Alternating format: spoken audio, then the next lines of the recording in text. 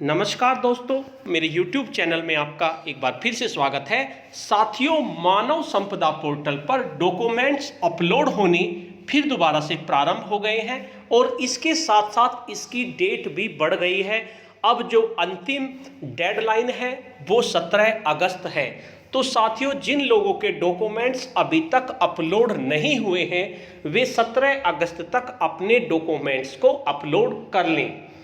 अब बात आती है जिन लोगों ने डॉक्यूमेंट्स अपलोड कर लिए हैं वे क्या करें, कैसे पता करें कि जो हमने डॉक्यूमेंट्स अपलोड किए हैं क्या वे सही से अपलोड हो गए हैं, वेरीफाई हो गए हैं। ये सब आज की वीडियो में मैं आपको बताऊंगा। वीडियो को ध्यान से देखते रहिए, आपको पता चल जाएगा कि आपके डॉक्यूमेंट्स वेरीफाई हुए हैं या नहीं हुए हैं।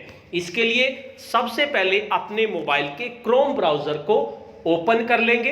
क्रोम ब्राउज़र को ओपन करने के बाद वही प्रोसेस है, ये आप सब अच्छी तरह जानते हैं किस तरह से हमें लॉगिन करना है। सबसे पहले हम मानव संपदा लिखेंगे। जैसे ही मानव संपदा लिखेंगे तो इस तरह की पेज आपका खुल के आ जाएगा। आप मानव संपदा का लॉगिन, इस तरह का पेज आपके पास आ जाएगा। इसमें सबसे ऊपर जो है उसमें मानव संपदा लिखा हुआ है, उस पर क्लिक कर देंगे। जैसे ही आप उस पर क्लिक करेंगे तो मानव संपदा का लॉगिन पेज खुलकर आपके सामने आ जाएगा। तो लॉगिन पेज में EHRMS लॉगिन पे क्लिक करेंगे। जैसे ही आप EHRMS क्लिक पे करेंगे तो इस तरह का लॉगिन पेज खुल के आ जाएगा। इसमें भी थोड़ा सा बदलाव किया गया है। इसमें अब डायरेक्टरेट और हेड ऑफिस ये लिखा हुआ आता है। पहले 2 कॉलम आते थे, अब उसको 1 कॉलम कर दिया गया है।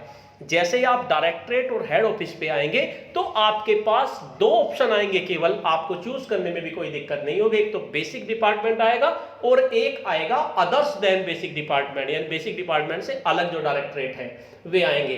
तो आपको इसमें basic department, basic education choose कर लेना है। जैसे ही आप बेसिक एजुकेशन चूज करेंगे, नीचे अपनी यूजर आईडी लिखेंगे और उसके बाद अपना पासवर्ड लिखेंगे। पासवर्ड लिखने के बाद आप कैप्चा कोड जो होगा, जैसा कैप्चा कोड आपको दिया हुआ है as it is captcha code आप फिलअप कर देंगे।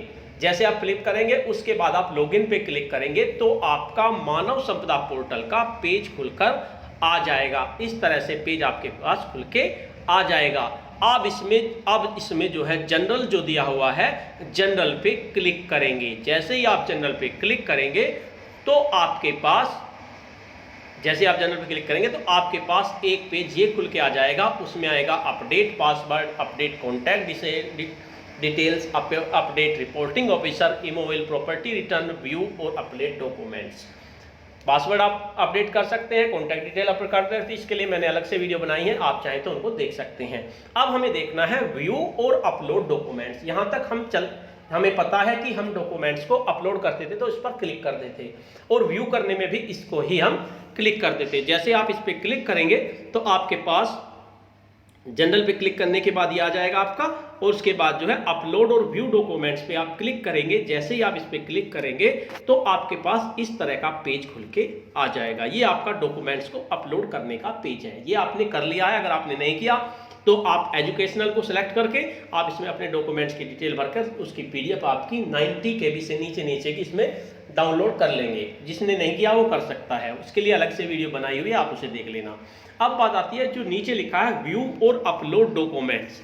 व्यू और अपलोड डॉक्यूमेंट्स पे आप क्लिक करेंगे। जैसे ही आप व्यू और डॉक्यूमेंट्स पे क्लिक करेंगे तो जो आपने डॉक्यूमेंट्स अपलोड करे हैं वे आपके इस तरह से आ जाएंगे।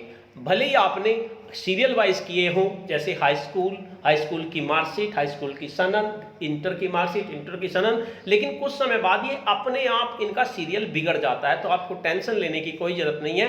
सीरियल भले ही बिगड़ जाए लेकिन ये आपके सही से अपलोड हो चुके हैं या नहीं हो चुके हैं, इसका हमें पता करना है।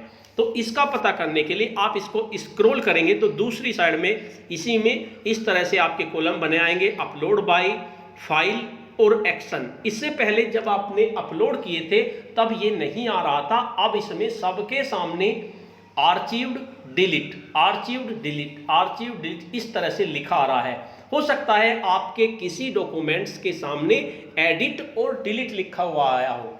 अगर आपके डॉक्यूमेंट्स के सामने आर्चीव्ड लिखा हुआ आया है तो आर्चीव्ड का मतलब है कि सुरक्षित कर लिया गया है या सेव कर लिया गया है, या आप कह सकते हैं आर्चीव्ड का मतलब है आपने जो डॉक्यूमेंट्स अपलोड किया उसकी डिटेल्स भरी, वे सही हैं, आपके डॉक्यूमेंट्स को वेरीफाइड कर लिया गया है।